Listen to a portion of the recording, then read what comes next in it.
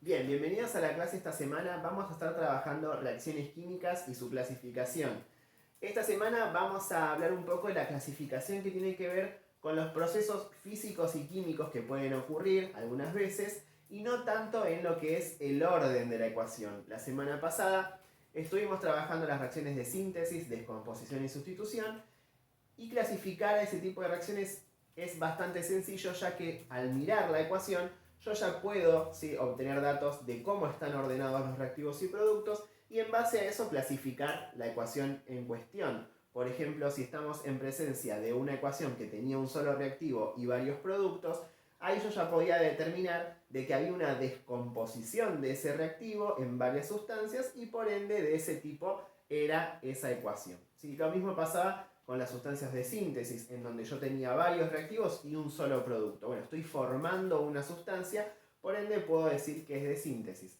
Ahora, estas ecuaciones que vamos a ver esta semana tienen un grado de complejidad un poco mayor porque reconocer de qué tipo de ecuación estoy hablando va a tener que ver más con una cuestión química, si de qué proceso químico se está dando en ese cambio o en esa transformación, y no tanto del orden, ¿sí?, de los reactivos y de los productos. Eso no va a tener tanto que ver, sino que voy a tener que pensar qué cambio químico se está dando, ¿sí? Debido a esto no vamos a entrar mucho en actividades prácticas de este tema, ya que el medio que estamos usando, ¿sí?, para llevar a cabo la explicación quizá puede limitar las preguntas y las dudas que ustedes tengan. Entonces nos vamos a centrar más que nada en la parte conceptual, en la parte teórica, así que también es bastante interesante. Y después más adelante, cuando podamos, vamos a ahondar un poquito más en lo que sería la ejercitación, ¿sí?, o el entrenar un poquito el ojo para reconocer este tipo de ecuaciones o de reacciones químicas. Vamos a ver tres, ¿sí?, que son de las más importantes. Son las ecuaciones de neutralización, las ecuaciones de combustión y las ecuaciones redox o de óxido-reducción. Vamos a empezar, sí, primero con las de neutralización. Para eso vamos a diferenciar dos tipos de sustancias, ¿sí?, que tenemos en el mundo natural, que son los ácidos y las bases. Ambas coinciden en algo, ¿sí? Cuando yo tengo un ácido o una base y disuelvo alguna de esas sustancias en el agua, lo que va a producir esta disolución de estas sustancias en el agua es cambiar las características que tenía, ¿sí?, justamente ese medio que era el agua. El ácido, cuando yo lo disuelvo en un recipiente con agua, va a brindar un ion que se llama ion hidrógeno y se escribe con la letra H y el signo más. Es decir, cuando disuelva un ácido, ese ácido va a generar en ese medio un montón de estos hidrógenos sueltos, ¿sí? Cuando yo disuelva una sustancia básica, lo que va a pasar es que cuando yo disuelva esa base en el agua, se van a generar un montón de iones que se llaman oxidrilos, que están formados por el oxígeno y el hidrógeno, y tienen una carga negativa, ¿sí? No me interesa tanto este aspecto, pero sí entender que cuando yo disuelvo un ácido o una base en agua, esas sustancias alteran químicamente el agua. El agua ya no es como era, cambió, tiene otras propiedades distintas. Si yo disuelvo un ácido o una base que liberan mucha cantidad de hidrógeno u oxidrilos a ese recipiente con agua, lo que se va a producir es seguramente una gran concentración de estos ácidos y de estas bases, lo que va a llevar a que se modifique el pH del agua. ¿Sí? Seguramente la palabra pH ya la habrán escuchado, muchas veces en algunas propagandas de productos de estética se hace referencia a este término. El pH natural del agua vale 7. ¿Sí? Es el valor normal del pH del agua. Mide qué tan ácido, qué tan básico es justamente un medio el pH.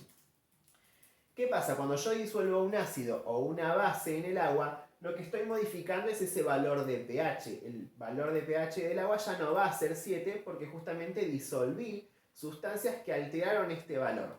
Si yo disuelvo un ácido, el pH va a ser menor a 7, ¿sí? Y si disuelvo una base, el pH va a ser mayor a 7.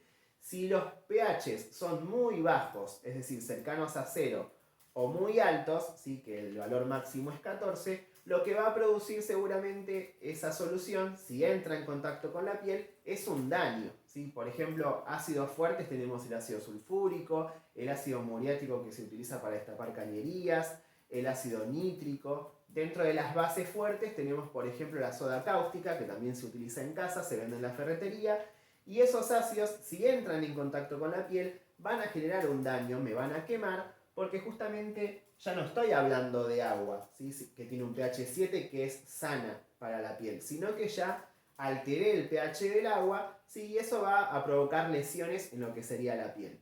Hay algunos ácidos que tienen esta característica de poder lesionar la piel y otros ácidos y otras bases que son de uso frecuente y que no lastiman la piel, pero sí alteran el pH del agua. Por ejemplo, el vinagre que usamos en la cocina, el jugo de limón y de otros cítricos modifican lo que sería el pH del agua. Lo modifican tan poquito que no me llega a dañar la piel, pero sí son sustancias ácidas. Otras sustancias, como por ejemplo el bicarbonato de sodio, son sustancias básicas, también modifican el pH de lo que sería el agua, no me llegan a dañar la piel, pero sí tengo que tener en cuenta que el pH de esa solución ya no va a ser 7, sino que va a ser mayor a 7, es decir, que ya no va a ser neutro, ¿sí? ¿Qué pasa cuando yo mezclo una sustancia ácida y una sustancia básica? Ahí está justamente el concepto de neutralización. ¿Qué es lo que va a pasar? Las características del ácido, es decir, esto de poder modificar el pH del agua, y las características de la base, lo mismo, sin modificar el pH de agua, se van a ver neutralizadas. Es decir, ya no van a ser ácidos ni bases, sino que se van a neutralizar sus características entre sí. ¿Qué quiere decir entonces? Que si yo mezclo un ácido y una base, ¿sí?, voy a obtener como resultado una solución neutra, ¿sí? Se va a neutralizar las características individuales de cada compuesto. Y esto pasa porque el ácido, cuando yo lo disuelvo en agua, libera hidrógeno.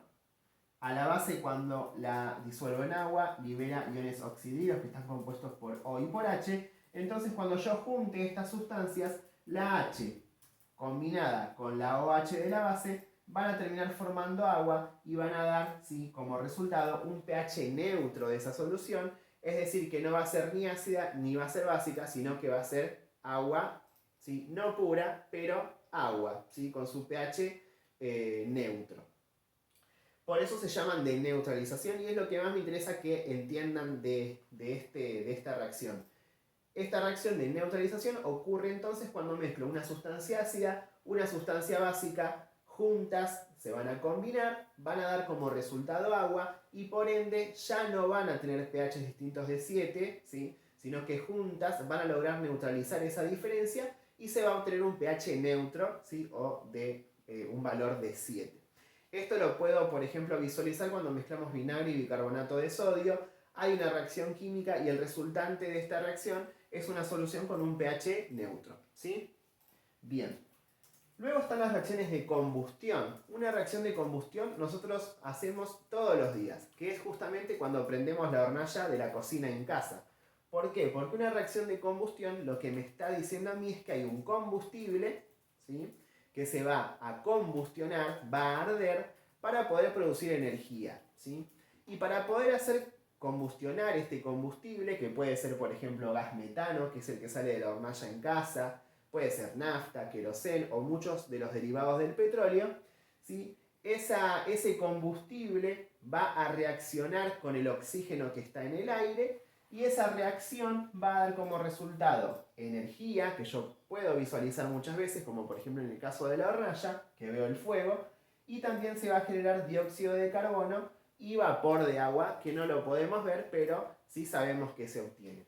Entonces, en general, cualquier reacción de combustión es una reacción en donde tengo un combustible cualquiera que se combina con el oxígeno del aire, ¿sí?, y esa combinación da como resultado la liberación de energía que yo puedo utilizar para realizar alguna acción y a su vez se libera dióxido de carbono y agua, ¿sí? Esto siempre pasa en una combustión.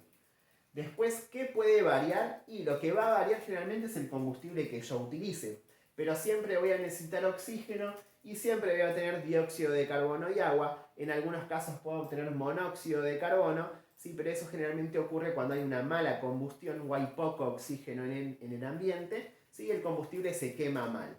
Pero en general una reacción de combustión responde siempre a estas características. Tengo un combustible, tengo oxígeno y como resultado obtengo energía en forma de calor, dióxido de carbono y vapor de agua, ¿sí? Acá yo escribí un ejemplo, ¿sí? Este CH4 es el metano que sale de la hornalla. Se combina con el oxígeno del aire y se obtiene el dióxido de carbono y el agua, y acá no lo escribí, pero también se va a producir energía, que es lo que nosotros deseamos, ¿sí?, obtener a partir de esta reacción para realizar algún proceso X. Por ejemplo, ¿para qué encendemos la hornalla? ¿Para qué combustionamos el metano? Y, por ejemplo, para cocinar algún alimento, ¿sí? Bien, y por último vamos a entrar en una reacción que se llama reacción redox. Es una reacción un tanto más compleja. No nos vamos a meter mucho en este tipo de ecuaciones porque involucra una gran cantidad de contenidos previos que lamentablemente todavía no están muy, digamos, muy frescos o muy instalados, ¿sí?, en nuestras cabezas para poder entender del todo estas ecuaciones. Así que vamos simplemente a definirlas, vamos a dar 2 o 3 ideas principales y nada más, ¿sí? Las reacciones redox, ¿sí?, por definición, son reacciones en donde algunas especies o sustancias químicas intercambian electrones, ¿sí? Esto lo vamos a dejar más en claro el año que viene, en tercero, cuando veamos las uniones. Cuando los elementos se unen, ¿sí?, lo que hacen es intercambiar una partícula, ¿sí?, o varias partículas que se llaman electrones. Es como decir que tengo dos cuerpos que para poder unirse deben intercambiar, ¿sí?, esta partícula que se denomina electrón. Suele pasar que a algunos átomos, a algunas partículas, les hacen falta electrones y a otras les sobran. Entonces, al unirse, intercambian electrones. Eso pasa, por ejemplo, cuando analizamos la formación de la sal común, la sal que usamos para cocinar. La sal común está formada por sodio, ¿sí?, Na, y cloro, que son 2 átomos de la tabla periódica. Si yo analizo, ¿sí?, cómo se obtiene la sal, digo, bueno, estoy mezclando sodio con cloro. Y después, ¿sí?, al final obtengo la sal, que es cloruro de sodio o sal común o como le quieran decir. Es una reacción de síntesis, pero además es una reacción redox. ¿Por qué? Porque para poder unirse el sodio y el cloro, tuvieron que intercambiar electrones, que es algo que, como les decía, vamos a ver bien detalladamente el año que viene en tercero. ¿Sí? Pero lo que ocurre es que el sodio, que es un metal, regala electrones al cloro y de esa manera se pueden juntar, ¿sí?, y se fabrica o se produce este producto, ¿sí?